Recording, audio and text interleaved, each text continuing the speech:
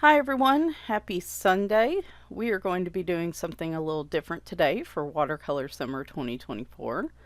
We are going to be coloring out of Pop Manga Dragons and Other Magically Mythical Creatures by Camilla d'Errico. This is my first Camilla d'Errico page. And we're going to be using watercolors. We're going to be using these things called Faber-Castell Gelatos, which I don't see a lot of people use. And we are going to be treating the background with a special type of product that will extend the life of the watercolors. So I use something called Golden Satin Glazing Liquid, and I'll have the link in the bio. So I wanted to show you guys here. And while I'm applying this to the page, I'll talk a little bit to what these products are and what they do. Basically, when you use watercolors on non-watercolor paper, as you can see here to the right, to the left, sometimes they don't want to mix very well. And so if you use a treated product like that, you can see the background on the left side is more melded together, I guess, than the blues on the right. That is because I use satin glazing liquid when I use my neocolors on there. And so basically this stuff creates a barrier on the paper when it dries so that your watercolors stay wet longer, so that you're able to blend them and mix them. Usually if you just apply them directly on the paper, they don't want to mix very well because they soak into the paper and they dry so quickly if it's not watercolor paper.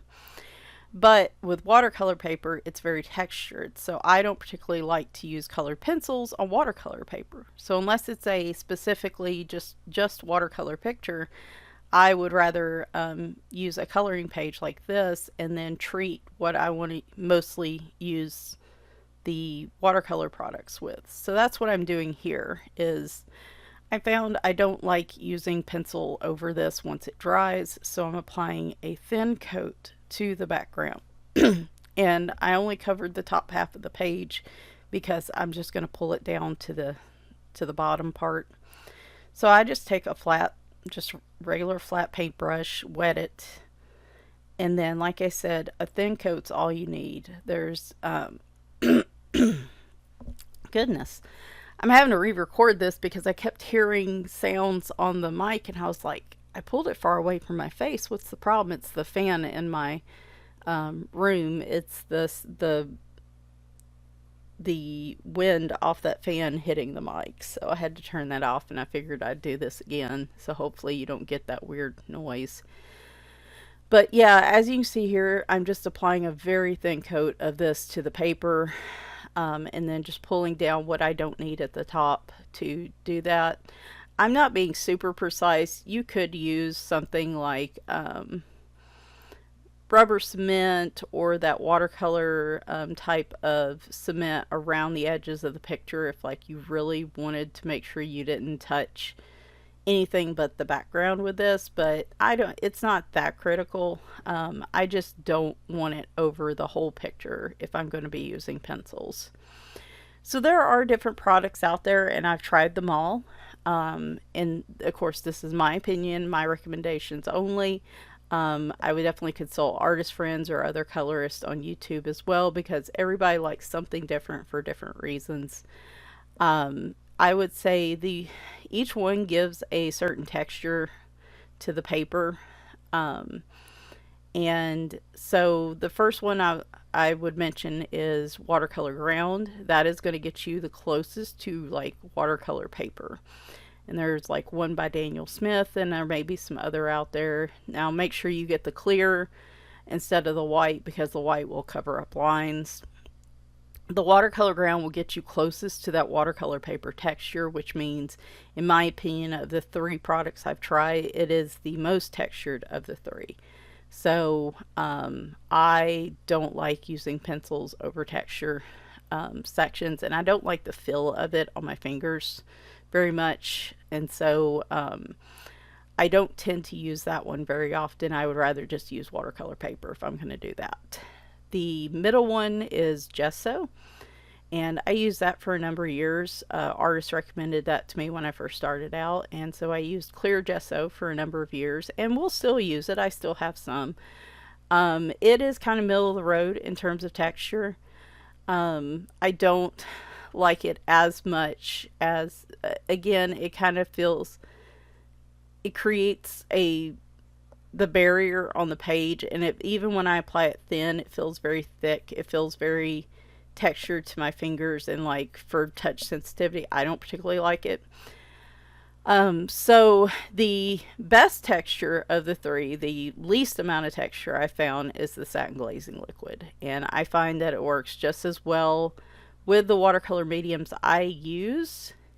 And if I apply it thinly to the paper, it's not as noticeable when I'm coloring on it. So, and of course, the Satin Glazing liquid, the type I have, goes on clear. Like I said, I recommend make sure you get clear gesso, clear whatever you're getting, so you can make sure you don't cover up lines. And so, as you saw, that little bit I did at the top of the page was enough for almost the entire background, but I am coming in to just touch up the sections that I didn't quite get. So yeah, it basically creates a barrier so that the watercolor takes longer to soak in, or products, any products you apply on the top. Because I think the Satin Glazing liquid is really originally made for acrylics, so this would work for acrylic paint too. If you wanted to use acrylic paint on the background and wanted to do some blending. Yeah, it's not as fun as just putting your stuff down and getting and going with it. You've got to do a little prep on the paper for it, but it really doesn't take a lot of time. I think this is taking me 7 minutes in total. Now, you do want it to dry completely. Usually I will let it sit for 24 hours, but because I was running behind on this one, I did attack it with a heat gun and just let it, not attacked it, but took a heat gun to it and gave it an hour or two, and it was good to go. So definitely recommend trying those out if you want to use watercolor in your coloring books, and I should really be using this more often and getting more practice with it. So where are we at here? Guess, yep. So now we're moving on. This has dried, and we are moving on with our gelatos. Now, what are gelatos? These are made by Faber-Castell, and they are basically like even wetter than a gel stick.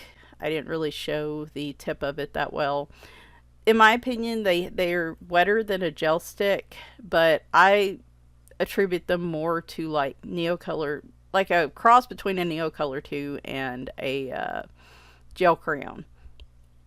And they come in different color sets that you can buy on Amazon. I'll try to link those down in the description below.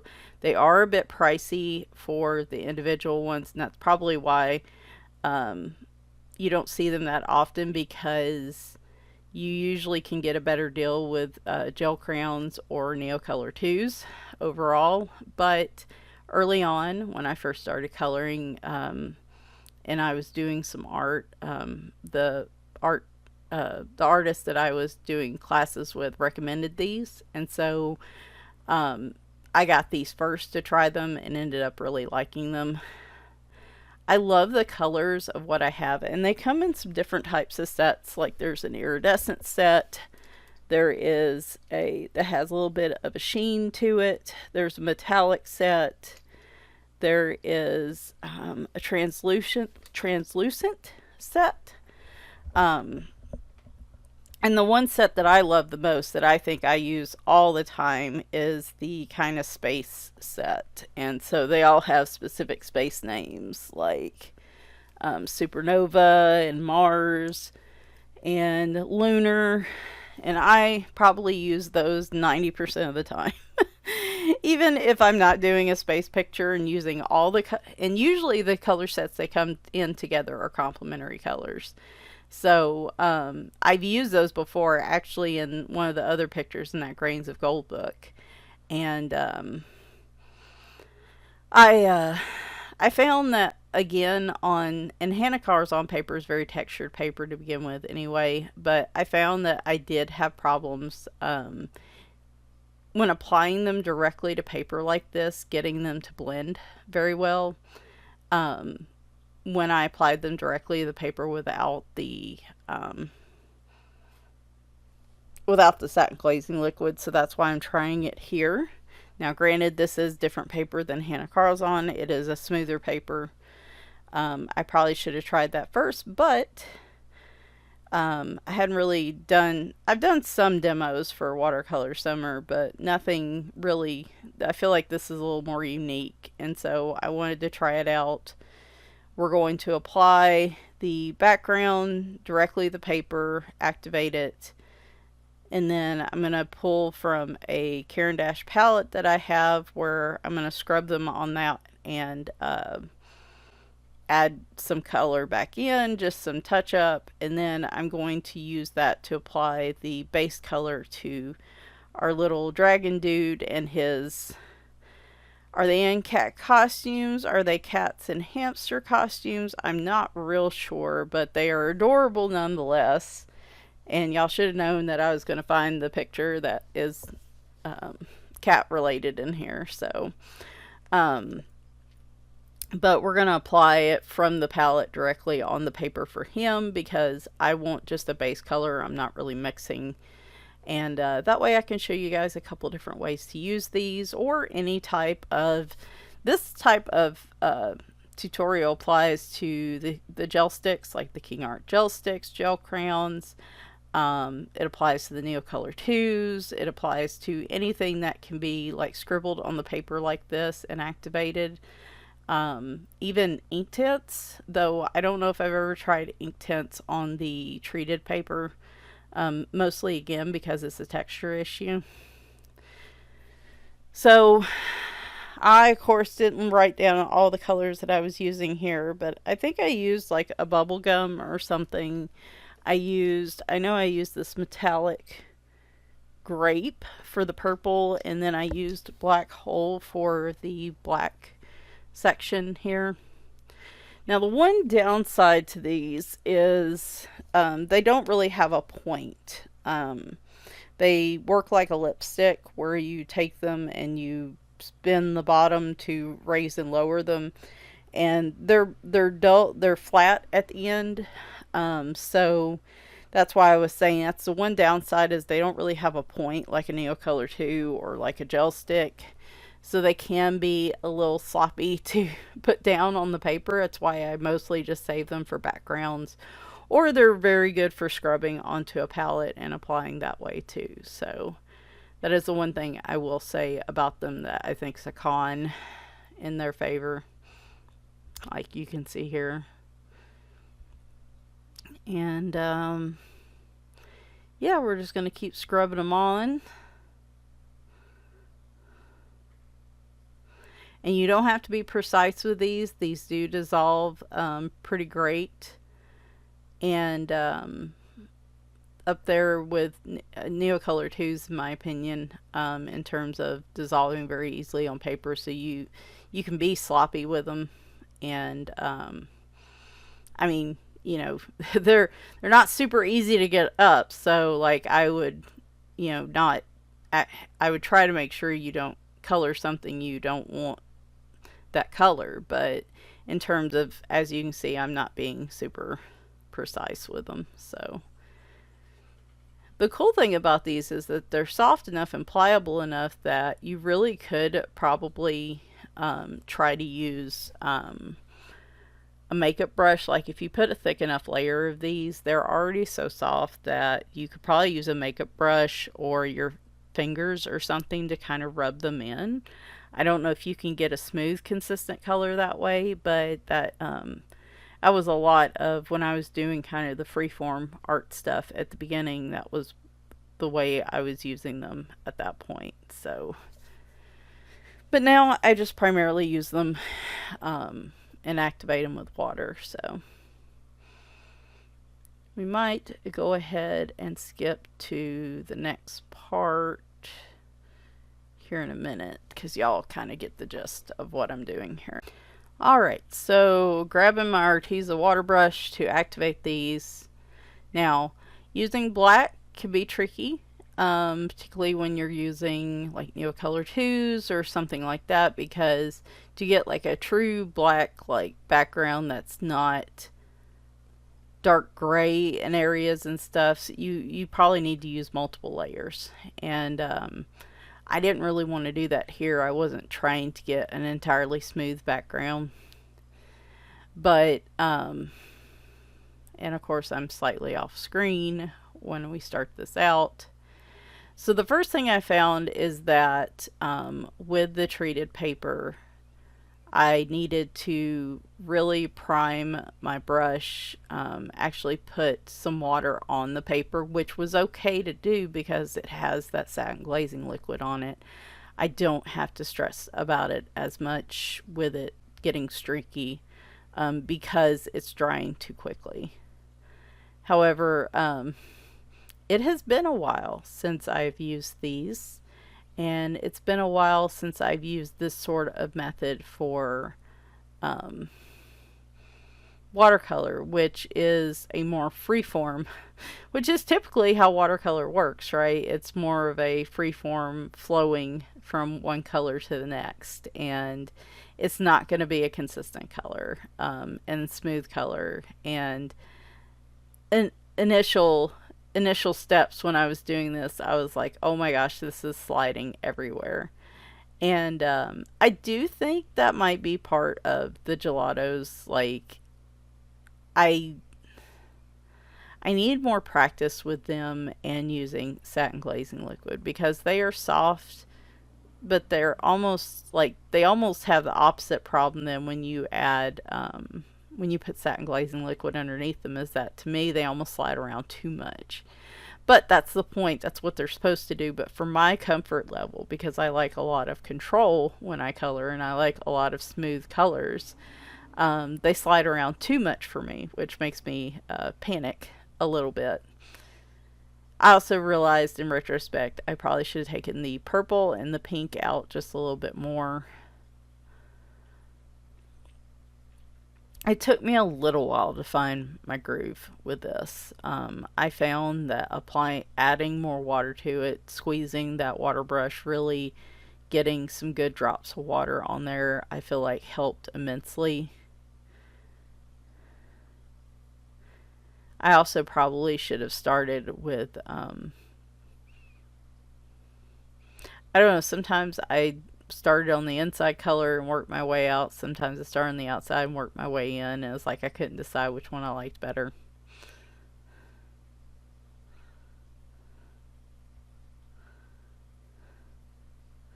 But at this point, I was kind of sitting there and I was like, oh no, what have I done? Because like I said, it's just been a hot minute. And that's the problem when you like using a bunch of different types of coloring mediums and you go back and forth on stuff dependent on your mood. At least for me, is that a lot of times I'll do a couple pictures like this with this, treating the paper and using stuff like this, and I'll get pretty good at it and I'll like what I'm doing, but then I'll get distracted and want to do something else, and then it might be 6 months, it might be a year before I get back to this, and then it's almost like I'm learning it all over again. And so that is one downside to using multiple types of mediums, is that sometimes you just get out of practice because you don't stick with one thing all the time and get really good at it. So, but that's why these are called demos and not tutorials,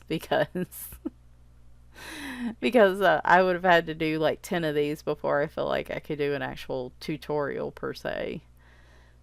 This is mostly just sharing with you what I learned and what not to do. But these, so because they're soft, because the paper's been treated with that satin glazing liquid, these are very loose and fluid on the paper. So if, like I said, if you're not okay with that and you have trouble with that and like you prefer much more smoothness and control, this method might not be it for you, though I encourage you to try. Um, this taught me that I need to be a little more okay with fluidness and things not being perfect, because really that's like one of the essences of watercolor, right? It's not smooth and precise. And I guess, on a bigger intellectual level, it's supposed to be freeing and something. I like control over a lot of aspects of my life, and I don't feel like I have control over a lot of it right now, so I'm at least trying to control my my coloring mediums. Something to that level. Sure, I'm sure there's some therapist talk associated with this, but I encourage you to try it. I mean, it's get, maybe a little bit of, get a cheap little set of gel crayons or something, or a small pack of Neocolor 2s, and play around on, you don't even have to use a regular coloring page. Just play around with them on paper, like rub them on the paper, activate them with water, rub them on a palette, activate them that way, and then paint them on. And just, I encourage you to try it and just see. Because I fussed with this more than I should have. But again, I was out of practice, and fussing with it did work in my favor, because I eventually got to the point where I was okay with this. Do I love how this turns out ultimately? Nah, not really, just because I'm uncomfortable with that type of fluid movement with my coloring. I like more control, but I'm uncomfortable with it. However, I feel like the page turned out really well overall. There's some things I could have done better, things I could have done worse. Another thing to note about the gelatos, and I've seen this with like watercolor crayons like the Neocolor 2s. I had some Sargent Art ones I used a couple years ago. King Art gel sticks. If you rub them on the paper, and a lot of times I end up using a fixative or some sort of spray, finishing spray, on anything I use these types of products on, because they do tend, especially if they're on the treated paper, because it's acting as more of a barrier, they do tend to want to rub off. And so I found, like, when I was sitting here trying to activate this and I had my hand across the bottom of the picture, that I was picking up color from those. So that's why I've got the paper there. But yeah, they were almost just sliding around too much, and it was like I couldn't get the control I wanted. So, but this is why I like the satin glazing liquid, because it gave me plenty of time to figure out what I wanted to do with these. I wasn't just locked in like you would be on a regular coloring page, putting these down and then they're dry, they're not moving. Yeah, you can probably reactivate them a little bit, but for the most part, because of the type of paper it is, they just don't want to move, right? So if I had had this on a regular coloring page, I wouldn't have had time to go back and keep working at it like this. And I ultimately would have been really upset and probably abandoned it, because I would have thought it was just a disaster. So the satin glazing liquid gave me the time to play enough with this to the point that I liked it. And so I was grateful for that. But you can tell here how much it slides around compared to, like, if you were just using regular paper.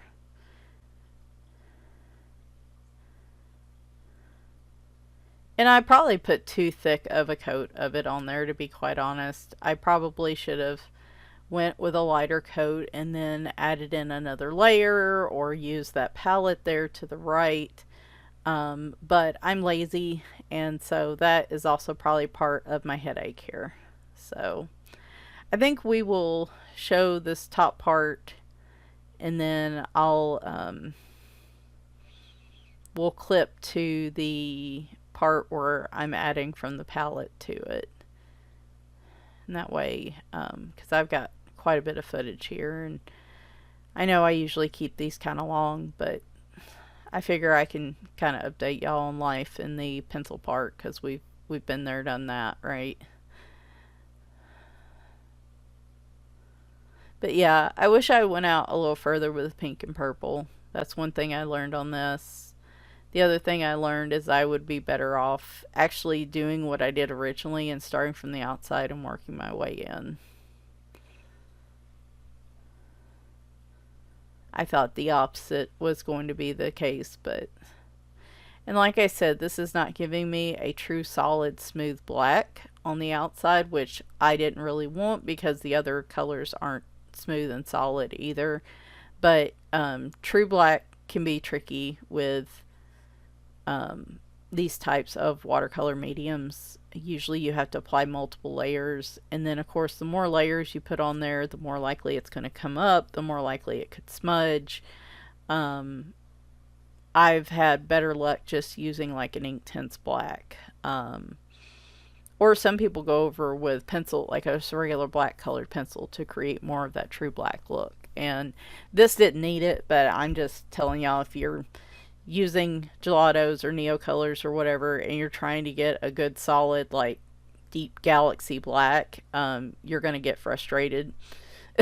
So I'm just going to tell you, it took multiple layers of the Sargent Art watercolor crayons to get it. And like I said, that paper to this day, I sprayed it with, that was the one I really kept spraying with fixative, and like even there it still smudges a little bit when it comes up on my hands. So I'm you just want to be cognizant of that. So um all right, let me clip to the next part and we'll pick up from there. All right, so now we are going to kind of fill in some little spots here. So I'm taking that pink and I'm just scribbling it. This is the Caran d'Ache, the palette, the textured side. There's like a flat side and a textured side. I scribble it on the texture side. You could use, they make kitchen cutting boards with this type of texture. Those work too. I just happened to get one of these as a Christmas gift, so I have another one that's like stained and stuff, but the texture really pulls the color off the whatever you're scribbling with. So I'm just pulling. I activated it with water, and then I'm just pulling bits and pieces, the areas that are lighter than I'd like, and going in and touching up.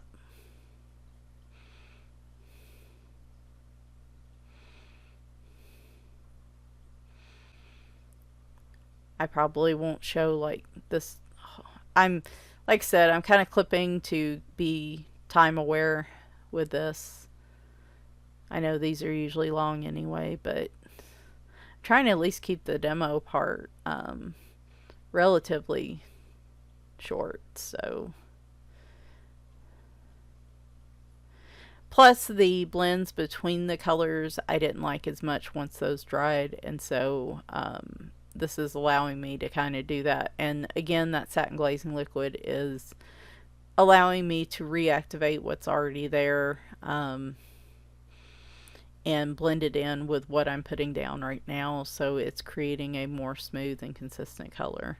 Like I said, the key to the gesso, the satin glazing liquid, the watercolor ground is the fact that it just gives you more drying time. It gives you more time to work at a picture like this. It gives you more time to reactivate colors and do blends between colors.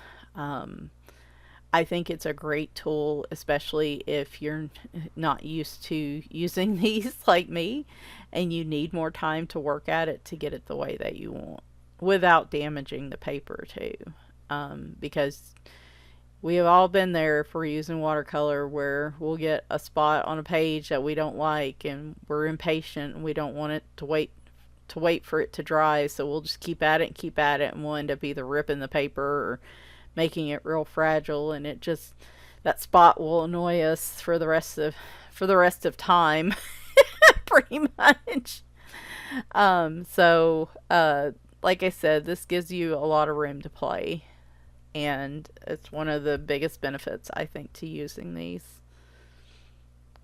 which I really should use them more often. And I'm also painting directly in these little bitty areas that I didn't want to use the gelato in for. I could have technically done it there between his wings and tail a little bit, but the areas that are too small to really fit that gelato type crayon in, this allows me to be able to paint those areas.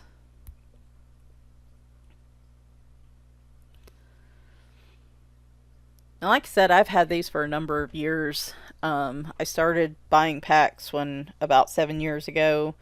They've held up really well. I obviously wouldn't recommend. Be cognizant if you're using them or storing them in a room that is has higher temps. Just because they're so soft, they probably will melt a little more. I was doing this outside, and I actually was trying to be careful, make sure the box wasn't directly in the sun, because I just didn't want a puddle of various colored gelatos in the bottom of the box. I think a couple of them have developed like some funky looking stuff on them, which means I'm probably gonna have to get rid of those. I don't know. I'll have to go look here in a minute when I pause this next and go see if you can buy these open stock. I hope you can. It would make a lot of sense if you could, but since when did the companies do things that make sense? So, but that hasn't been very many of them that's happened with. And I generally tend to try to dry these before I recap them to avoid that too. So, like in this case, if I'm scrubbing the gelato back over the wet part and it keeps getting consistently wet, at that point I would want to dry it on a piece of paper or tap it on a paper towel or something before I recap it, just to not let it sit there and stew while it's still wet and it's capped. That's probably one of the reasons I get, you could see little funky growths on those. But because I typically use these dry, I don't have that issue as much. But if you are using a palette situation like this, and the tips are getting wet, or you're applying them over like a wet on dry type paper method, definitely make sure you dry them off like you would your Neocolor 2s or anything else before you recap them, because that could, lead to damage and funky stuff growing on them. So, but yeah, just coming in here, touching up these colors and areas that I feel like need a little more of a punch of color. They are watercolors. These are nice and bright, and I like the colors, but they can also, if you really are using them like you're supposed to, you probably are going to want to add a couple layers.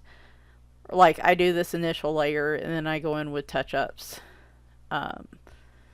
just to get a little more bright color like you're looking for. So you can see here I'm adding a drop or two of water to it to go ahead and activate it, and then coming in with it to just bolster some of these areas.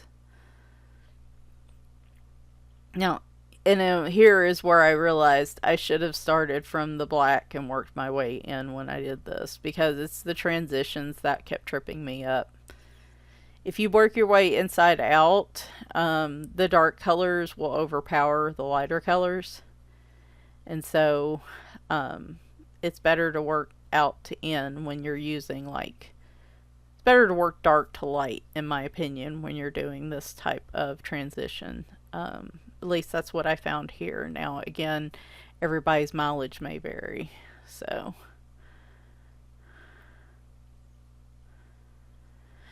alright, so good news, first of all. The gelatos are available open stock on, I know, Blick and Michael's, for sure. So, Joann's also has them. So, if you don't want to buy a pack and just want to buy a couple to try, that might be the way to go. So, for our little dragon dude and his cat trio here, I am just activating via the palette, and I just tried to pick colors that were complementary to the background.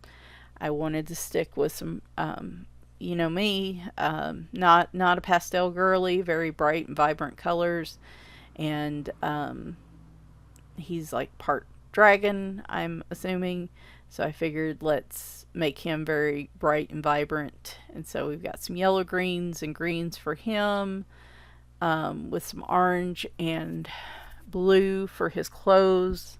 And I extended those colors to the cats, adding in a bright yellow as well. I think they're like cats and hamster costumes. I'm not 100% sure here. But then I made the cats red because they're little devil cats, and you know, it's what everybody thinks they are anyway. So, as you can see, honestly, probably my favorite application method for these, like if you're looking for a base coat of watercolor that's very simple and quick to use, if you have a picture like this that is not super complicated and you just want a base layer of watercolor so you can come in and shade with pencil, I think that's where mediums like this really shine, because you can easily just activate them on the palette like this and paint them like this. If you don't have like an official watercolor palette, and you have, plus with like regular watercolors, a lot of times you may have to mix watercolors to get the colors you need. You may already have those in Neocolor 2s or gelatos or gel crayons. To me, this is the easiest method for getting the color you want quickly to apply on the paper. And this is a very good method to use if you don't have, if you're not planning on blending the colors, and you need, what is that I'm trying to say here? If you're not planning on blending the colors, and you don't need a lot of time to move around the color, you're just applying a flat color like this, and you have untreated paper, this is the easiest and quickest application for these. And so I really like the bright colors of the gelatos. They do have pastels, they have all kinds of different colors, but I 9 times out of 10 I am picking out the bright colors in my gelatos. So and like I said, with a watercolor palette, I would probably have to mix colors and work at it a bit to get these, which they're just ready for me to pull immediately with the gelatos. So that is a benefit to those as well. If you're like me, I guess I'm not going to call myself lazy. Let's just call me efficient. I only have so much time to color, and so I do that. Alright, I'll be right back. I realized I'd forgotten to give Bagheera one of his pills this morning, so I had to go do that. But yeah, I will probably wrap this up here in a minute, and I won't show the rest of this. I mean, y'all get the idea here. I wanted to show you a little bit of how to do it. And then, like I said, if you don't have enough color, you need some more, just rub on some more like that. Now, I should be leaving that to dry, like I said earlier. Do as I say, not as I do, apparently. And I find that these dry really well, so that you can layer pencil over them. At first I wasn't sure if I was going to do just pencil or try to do watercolor layers on this picture, but when I got to it, I just didn't feel like doing the layers, and so I just decided to do pencil. We're going to do a just watercolor picture, hopefully at least one this year. I just haven't quite got to it yet.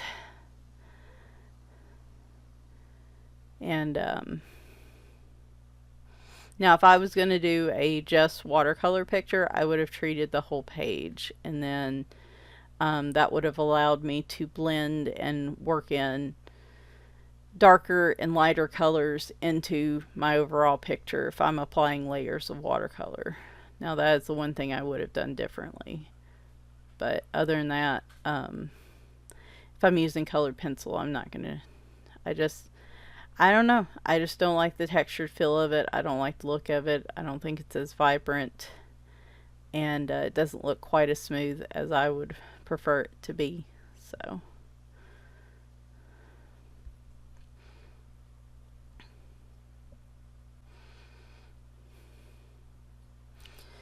But yeah, hopefully, and like I said, this was specifically using gelatos, but really this type of setup could be used for any sort of water soluble type crayon or gel stick.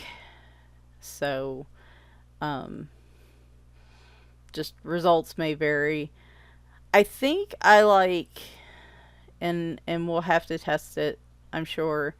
I think I like the Neo Color 2s just a little bit more with the satin glazing liquid because they are a little drier and they don't slide around quite as much as the gelatos. But the gelatos, I feel like, give you definitely more of a free form, flowy type of watercolor look. But like you saw in the Hannah Carlzon book I was showing earlier, if you're trying to do a background that's intermingled with different colors that isn't just going from dark to light like this, the Neo Color 2s might be a better bet. If you're doing something that's a little more free flowy like this, then maybe the gelatos are a better choice. So,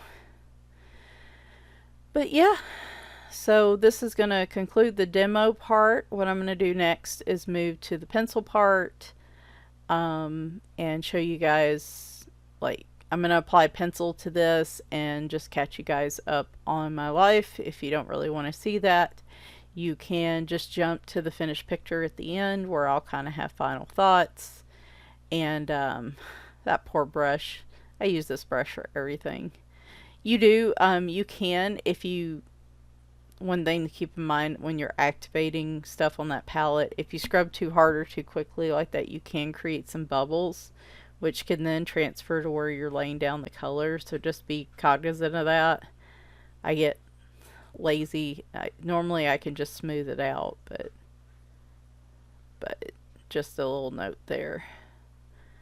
But like I said, if you don't want to hear about the life updates parts, you can just bounce to the end where I'll show the finished picture.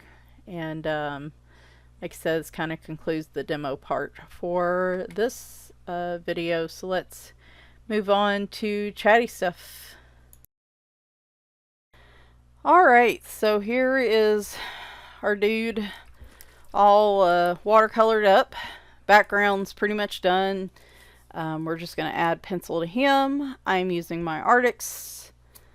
I know, I actually took a break from my Artisto pencils. Speaking of which, I guess I need to ask Tammy when we're doing those. But, yep, picked out some Arctics pencil combos.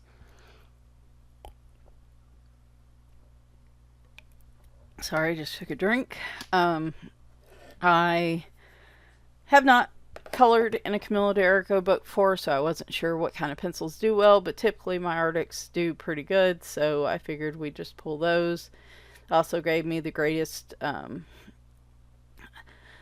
when I am unsure of when the colors I'm using are pretty vivid and varied, my Arctic set usually has a really good set of color combinations. It's a good curated set, so I tend to want to use it. And of course I have sped it up a little bit.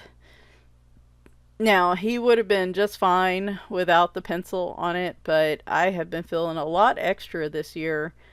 It's one of the reasons I get locked up on pictures now, is instead of just doing marker and calling it good enough, I'm looking at a picture and like, you know, I really want to add pencil to that. And of course I just only have so much time, so I either don't get to the pencil part on it and it just sits there as a whip, which I've been doing.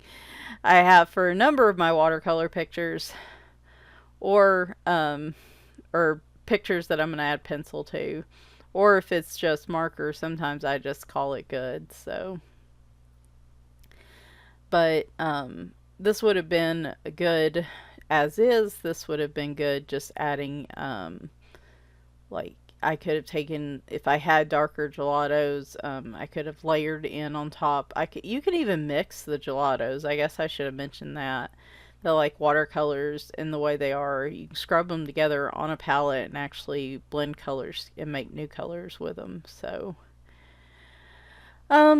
yeah, so what's been going on with me? I guess I'll just update y'all till I've run out of things to talk about, and then we'll show the finished picture.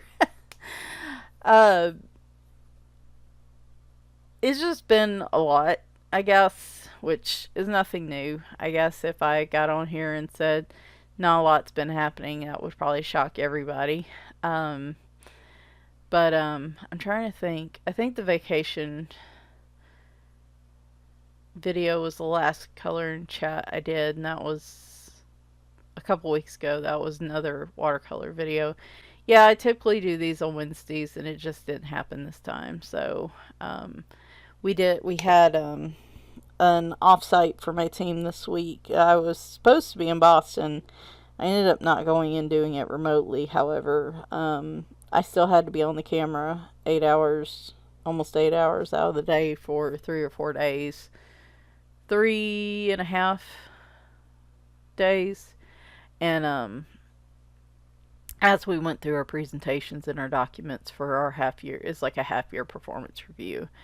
And it just took a lot out of me. Y'all know I'm an introvert type, and one of the challenges of the job I'm in is that it is a lot of being on camera. Um, because I'm working remotely, it's like one of those things of still requiring us to be on camera, which is fair. Is fair. I just wish I didn't have so many meetings where I had to be on camera, but like it's exhausting. And that first day, I felt my soul was just slowly being like somebody was an energy vampire because pulling a Colin Robinson. But then Wednesday and Thursday were a little bit better, but it was just a lot of presenting, a lot of talking through of issues and things like that. Just heavy stuff that you don't normally have to tackle like for an entire week. So I will say, other than socializing with the team, I don't think. I think working remotely, I was just fine. I don't feel like I wasn't included or anything like that. And with with COVID cases going up, but it was primarily just my family member having health issues and other things going on that I just made the determination to stay home, which is a shame because I haven't been to Boston before, and I don't know why we're pausing here. Um, I haven't been to Boston before, and I was actually looking forward to checking that one off my list. Um, but it's fine.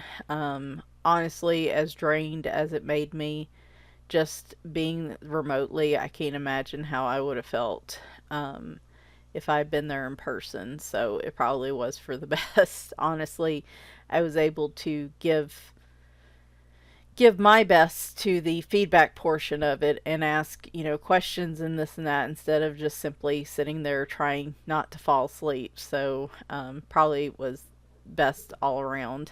And so did that, and then that big outage thing happened Friday, and which we couldn't do much. Well, we could do some anyway, but our email system was being upgraded, so like they had stopped all the email launches that day, and there was all this other stuff, and it was a rare day where they were like, "Hey, just do your best. If there are things that you can't address today," because there were some people in our company that had where they couldn't log in. They were getting blue screens, and apparently the fix for that is going in, booting in the safe mode, and manually deleting the bad files, which for a lot of people, they just don't have that level of knowledge about their computers. So IT usually has to get involved. And for remote workers, that's a real issue. And I was very fortunate, as far as I can tell, my computer's not affected. Thankfully. I mean, I could probably do it myself, but I don't even know if my IT department would let me. I don't know what the restriction on that would be. So, but just, some people did have issues though, and so it was kind of like just do the best you can do. If it can wait till Monday or Tuesday, let's do that, and then start an early weekend, which was nice because I was able to work on this picture yesterday outside. I've been outside some this week, guys. When I tell you, it is very unusual to have nice enough days that I can get outside in July. It's very unusual. And we have had ultimate swamp weather for it feels like the past month and a half. And so we got a break for a few days. The problem now is the temps are back down, but there's rain chance every afternoon. And it's so humid right now that, like, even though it's in the 80s, low 90s, it still feels like 100 degrees because the humidity is so awful. So, but there were a few days this week, Thursday and Friday, that I could go outside. And so I took advantage of that, as you can see. I was going to talk through some of this live, but the cicadas are cicading at a very high volume this time of year. And so it was so much noise, I knew it would be a distraction for some people that have like sensitivities, because trust and believe, I have sensitivity to that. It's very annoying. So I just opted to do the voiceover instead. I tell you, if it's not my neighbors blasting music or very loud vehicles or mowing, it is now cicadas. So I definitely don't go out to that porch for peace and quiet unless it's at like 7 or 8 o'clock in the morning if I happen to be up. So, oh, I also had to get up an hour early because everybody was on Eastern time this week. And y'all probably are thinking, oh, an hour's not that big of a deal, but it is for somebody that has a lot of fatigue. It can make or break you, right? And so I was really struggling this past week, and like I was grumpy, and like I said, I was really just having a hard time. I was able to focus for a while, but like I don't know, since I've gotten back from my vacation, I feel like I've really been struggling more with fatigue again. And I asked my rheumatologist, I said that metamine or whatever it is I'm on, I'm like, can it just stop working? And she's like, no, usually in research, there's no indication that it just stops working or whatever. And so the only thing I could really think of is I've been feeling, I kind of had the post-vacation blues. I've had some other things going on that I've just been feeling really down about, and I think it's just that depression fatigue that's setting in, and that medicine can only carry me so far. So I think that's probably part of it. But I really have been struggling since I got back, and it's a shame, but like this week in particular, I was having trouble and I couldn't figure it out. And I was like, why am I so tired? And like Friday, when I took a break to let this dry before I added pencil to it. And I was like, well, I'm going to go take a nap. And I figured, an hour or 2 hours like I normally do. Well, I was out for 3 hours, and I was like, that is so unusual for me to sleep that long, even me to sleep that long in an afternoon. And I was like, and I didn't even struggle sleeping that night. And I was like, what is going on with me? And so I wanted to go swimming. Yes, I've still been trying to swim. I haven't been doing very good in any other aspect of trying to be healthier, really. Well, I have been doing okay, but not great. But when I got back, I last weekend went swimming. Felt really good throughout it and all that Saturday. And uh, felt good about it, even though my body kind of threw a tantrum that morning, was like, no, I don't want to go. But then by the time I got there and got about 10 to 12 laps in, I started feeling good. And so the same thing happened yesterday, and I just really didn't want to leave the house, and I was dragging, and I was like, and this is the thing, when you are chronically fatigued and chronically ill, it is so difficult. Your body will send you signals that it is too tired to do anything all the time.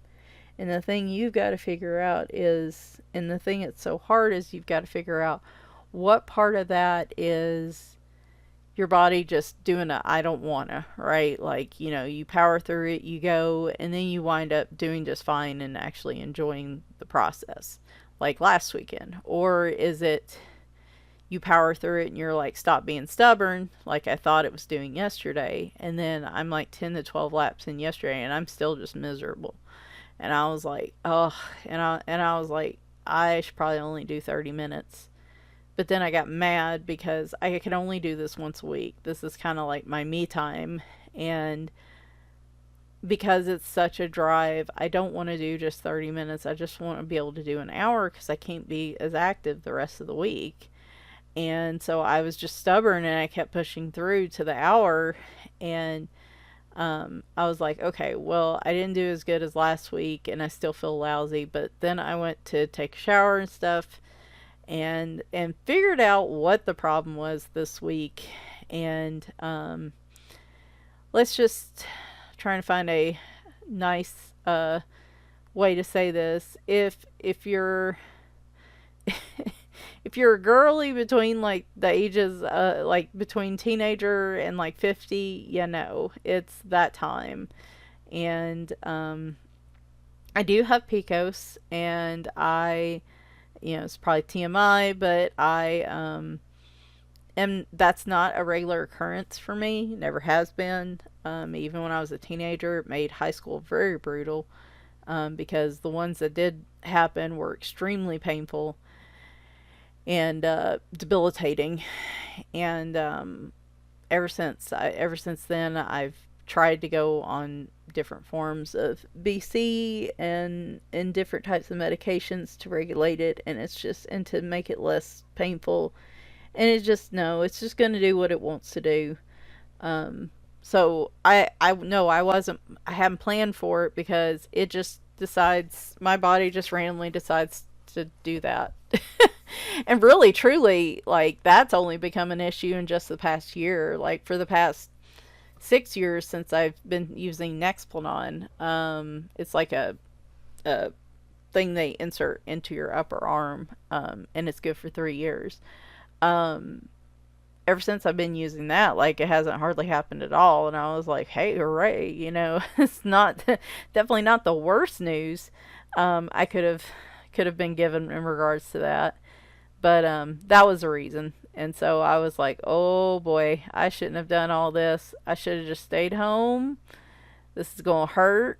And yeah, I'm hurting pretty bad all over. It affects not for those of you that may not be aware, if your PMS symptoms affect you bad enough, affect the women in your lives bad enough, it can cause soreness in not just that area but across your body. And that's kind of me right now. Is I'm feeling muscle soreness like I did the very first week I went swimming, and I've been going, I don't know, I went 7 or 8 times now. And I didn't feel like this at all last weekend. I was a little sore, but it was nothing like this. So yeah, didn't listen to my body, and paid for it, um, which sucked. But that's what I'm saying. I wouldn't have known. I had the same reaction this morning as I did last weekend. And the only thing I should have done probably is when I was, you know, I normally, right now, I started out doing, I don't know, 20 to 22 laps in the pool, and now I'm up to about 28. So, I mean, I've really seen some progression and some change. But like yesterday, when I was about 12 laps in, I had done a couple warm up laps and then went in. I should have just, like I said, cut it at 30 minutes and called it good. So I guess I'm just a lesson to listen to yourself and stop being so stubborn. And again, that's very difficult for a lot of people out there. You know, your body being sore and your body not wanting to do stuff, you can just you should try to power through it, right? But when you have health issues, you have chronic health issues and stuff like that, powering through could mean that you're bedridden for a week, right? Like, that's what happens to me if I don't listen to it and I push too far. Then I can't walk for 3 days or something. Like, it'll just be an extreme inflammation reaction. And so I have to be really careful about that. And I just got too cocky about it just because I've been able to swim successfully and everything. And so yeah, came home yesterday, picked out on some food. I am allowed to eat what I want on the days I swim, particularly if I'm going for a full hour.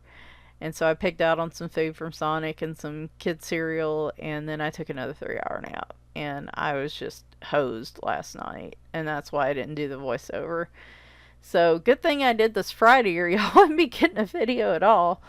Um, but anyway, so yeah, I've still been swimming. I am trying to eat more protein, more fiber in my diet. I follow, I might put their TikToks and they may have Instagrams and stuff at the bottom of this. There are some people I'm following on TikTok. A guy named Liam. He has a podcast called In Moderation that I like to listen to a lot. And Scotty K Fitness I like a lot. They are more of the school of thought of adding rather than like taking away from your diet when like you're starting to make changes. And it's basically just like healthy lifestyle changes instead of like straight up diets. And I really like their approach to things. And for me, I know I am going to be slow to lose weight, so for me, it's more being in it for the long haul. Oh, as an aside, by the way, this is my favorite cat of the bunch here. This one that's flailing around after that tail. I think he's the cutest. And of course, he's an orange one, right? Because that's what orange cats do. They're nuts. Um, but they talk a lot about adding more protein and fiber to your foods, and at the start, doing more adding instead of taking away, because if you add more protein and fiber to your foods, you feel fuller and you won't eat as much of the foods that don't have as good of macros, right? The junk foods and things like that. And I shouldn't call them junk foods, but they're big advocates of there are no bad foods, there are no junk foods, there are no off limit foods. There are things that add a lot of nutritional value and there are things that don't. And as long as you, as the podcast in moderation kind of represents, as long as you can eat anything you want in moderation. And I'm just trying that approach because I want more of a lifestyle change rather than just going on a diet. And so I've noticed my weight loss had been slower even when I was trying to be super strict. So I feel like this is going to be better for me long term. I'll probably talk more about that in future coloring chats because I'm just kind of starting out. I'm not doing great at that, but I do have, I am adding way more protein and fiber to my diet, which is helping with my gastroparesis, the fiber.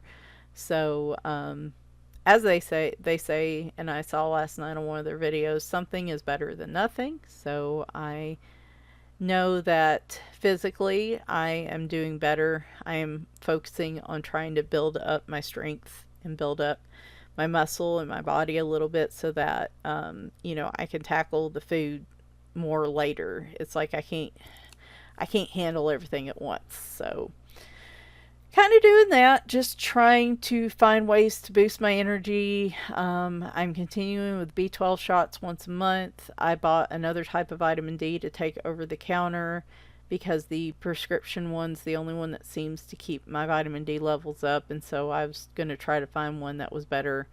It's mixed with vitamin K, which is supposed to help with absorption, so I'm kind of hoping this one's the trick.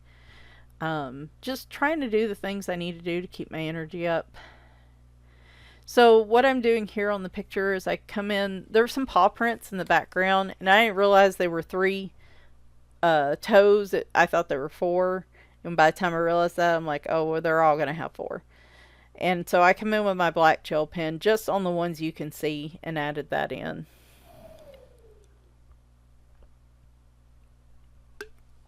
So cats are doing well, well enough. Bagheera had to go back to the vet a few weeks ago because he's still not walking great and he was using the litter box a lot, and I was worried his blood sugar was having issues again, but his blood sugar's fine. They did find a UTI, gave him an antibiotic for that. There are just days that he is still not walking great. He's having to rest more. He is peeing more in the litter box, but they're all, like I said, kind of late stage signs of Cushing's. So it's not a surprise because he has Cushing's. And so he has a lot more good days than bad days, and so he is being loved on multiple times a day. He's given all kinds of food that he wants.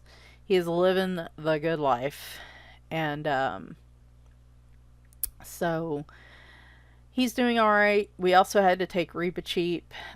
He got another abscess under his chin, and we had to take him back last week for that. They are not sure what's causing it. They did, knock him out and go in and like scrape around in there and try to figure it out. They didn't see any signs of cancer or anything. Their guess is because there was some necrotic tissue in there, as they put it, that at some point there was a foreign body or something there that was causing infections to happen and kind of killed off some tissue, and that tissue keeps triggering the infections. So they scraped all that out, which sounds horrifically painful, but I mean, I'm sure it wasn't, but because he was out, he didn't know. And so that with the antibiotic, hopefully he will not get another one again. All right, here is the finished picture. Like I said, I am not absolutely in love with the background, but I am okay with it. Somewhat pleased, somewhat okay. I don't know how to explain that. Sorry. Not ambivalent, but like I said, I need more practice. It's okay. I don't hate the picture, and I love how he turned out. I love how the cats turned out. Really like that this was, other than, fussing with that background, this was a relatively quick color, which is one of the reasons that I was looking at this book to start in. And I did make a few smudges on the other page, so I may stick with like black edging for that one. And well, I don't know. I don't think I did too bad a job, but try to make the other page complementary to this one, I think. Um, but like I said, it was just trying something different. And the thing is, that doesn't always go the way you want it to, but um, keep at it. And well, they call it a lot of people, Tammy and some other people, call it the ugly phase of a picture until it all comes together. And so this one had some ugly phases. And but the beauty of the satin glazing liquid is it allowed me the time to work on it to get it to the point where I was pleased with it, and I kept being able to work at it.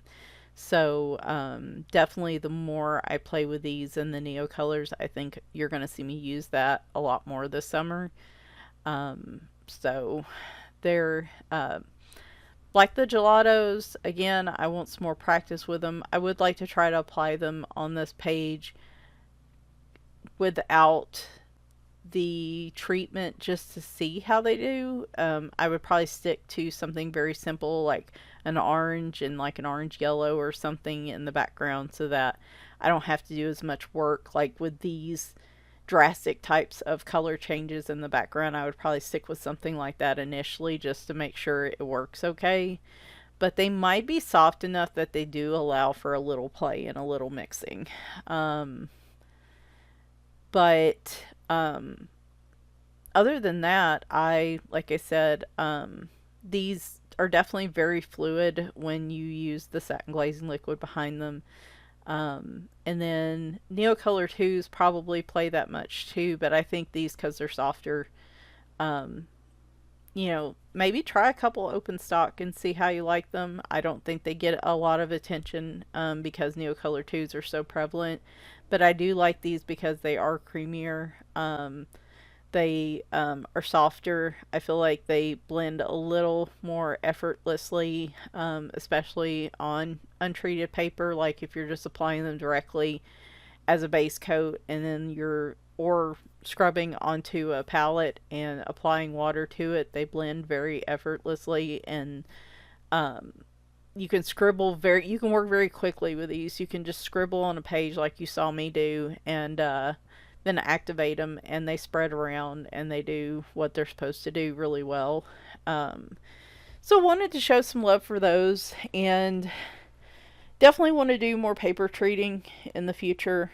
And I need to do some more just plain watercoloring to not plain, but just watercolor pictures, just to get more used to freeform, paint, and not be in so much control like I was with the rest of the picture.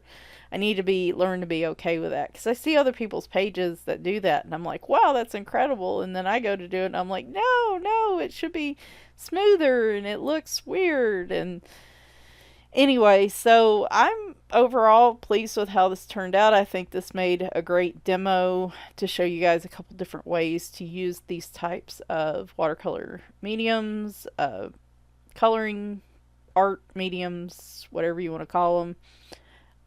I think it would have been great on its own, but the shading from the pencil always enhances them. And I don't know, I'm pretty proud of this picture. But I will pick up with what I had left off. If you are done, I know everybody's got a lot to do. If you want to hear a little bit more about my life, I don't have too much more to talk about. I'll wrap that up here. If not, thank you so much for watching. Whatever little tidbits you did watch, I always appreciate that.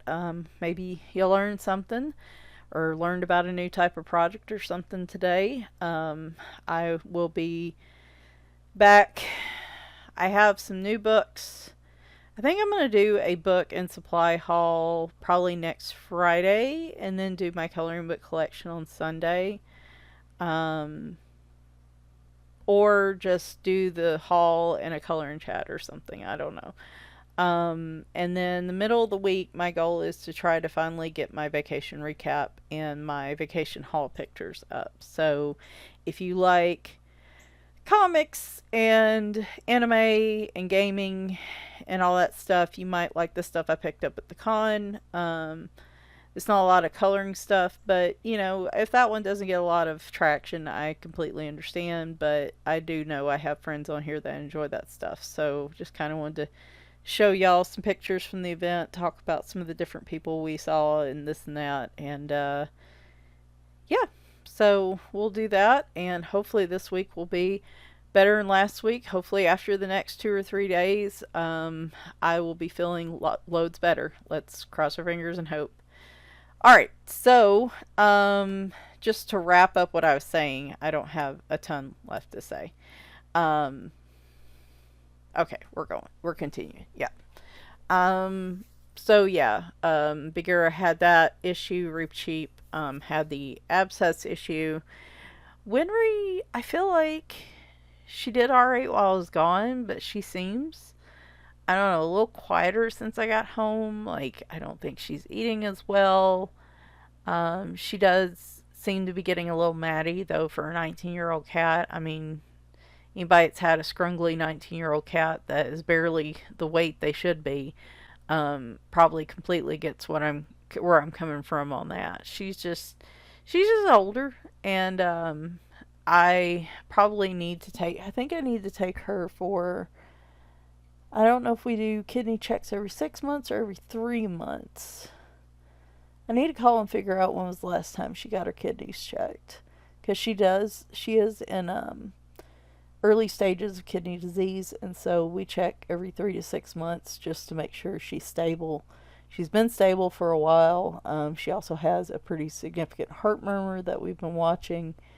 That she did get checked before I left, and it had not gotten worse, but given the stress of me being gone, I don't know if that changed it or whatever.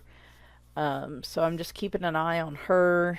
And yeah, BMO is bouncing around being the angry, moody, playful kitten that she is. I joked to my husband the other night, I'm like, she definitely wouldn't be a very adoptable cat because she's very moody.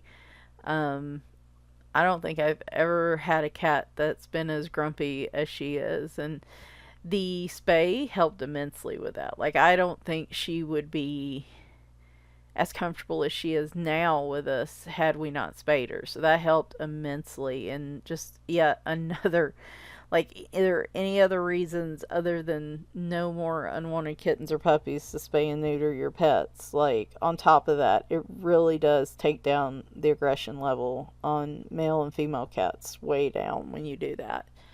Um, but she just, like, she'll let you pick her up a little bit.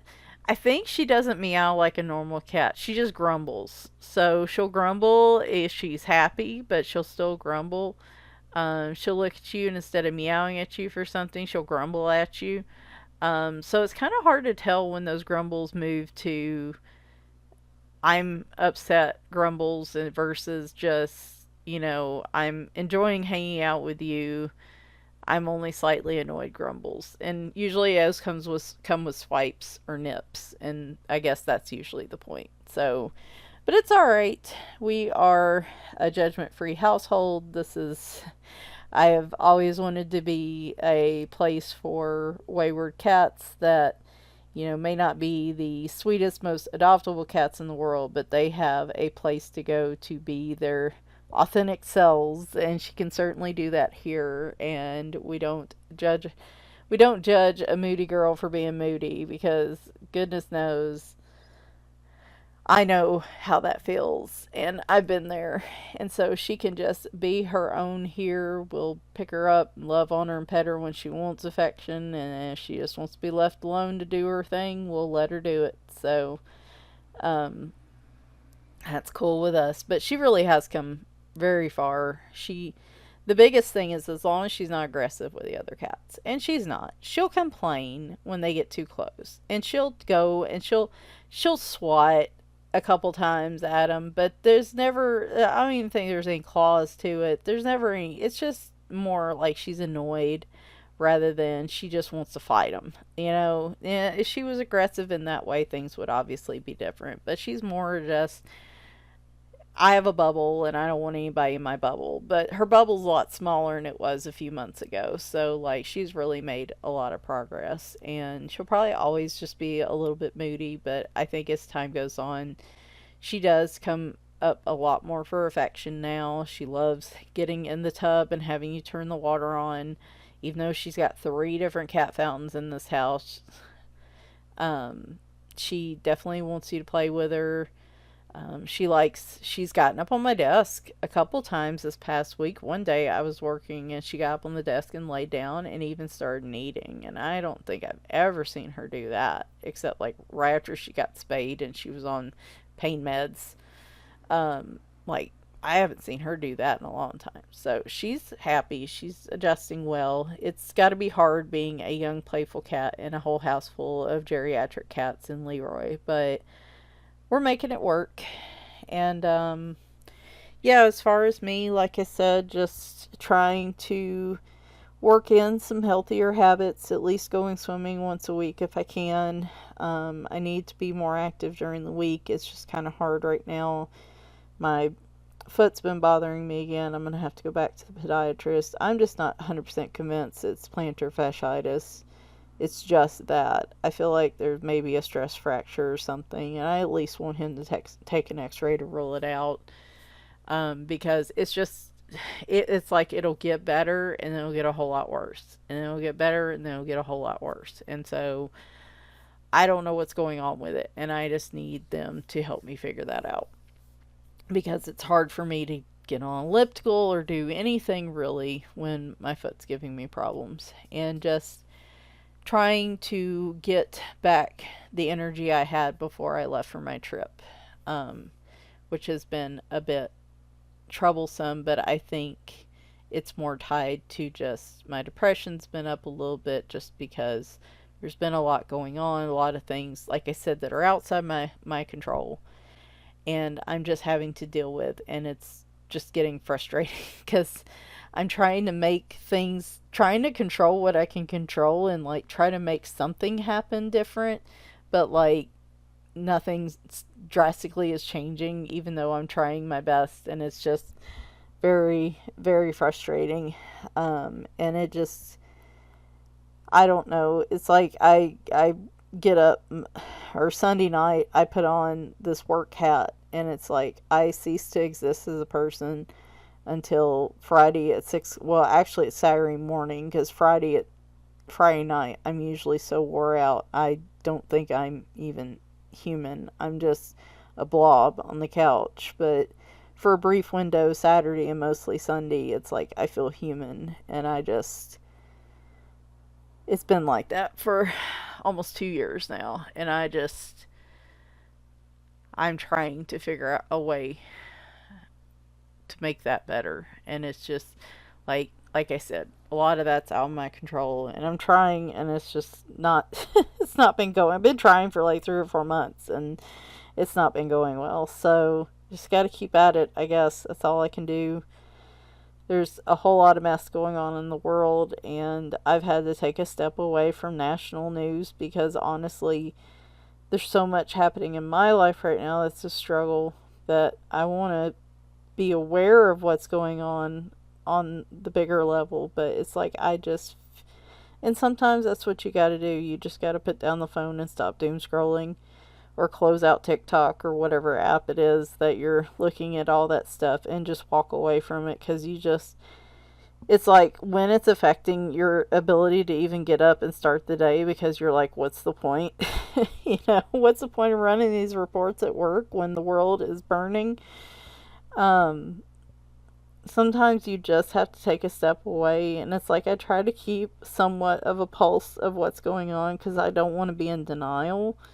But there's just also a point where there's only so much brain power I can invest into it, while keeping my sanity. And I feel like that's the case for a lot of people right now. So we're just all doing the best we can. And if you need to hear it today, what you can do today is the best you can do. And that is all that anybody should be asking for. If you got up today and you're like, I can't do much more than take a shower, and then I just don't have any energy or ability to do anything the rest of the day, so be it. If you had a really good productive day, that's awesome too. Both of those people they did the best they could. And as Liam and them say, something is better than nothing. No matter how down you might get on yourself, if you can do a little something different, like if you add a vegetable to your lunch, or if you take, only a 30-minute nap as opposed to a 3-hour nap, or something like that. Like, even just small changes are wins. And so, be proud of yourself for that. And I'm proud of you for that. So, don't know if there's somebody that needs to hear that today, but maybe there is. So, all right, we're going to wrap this up, and appreciate y'all listening. You got the breakdown on my schedule. Hopefully things will go that way this week. We will see. Talk to you soon. Bye for now.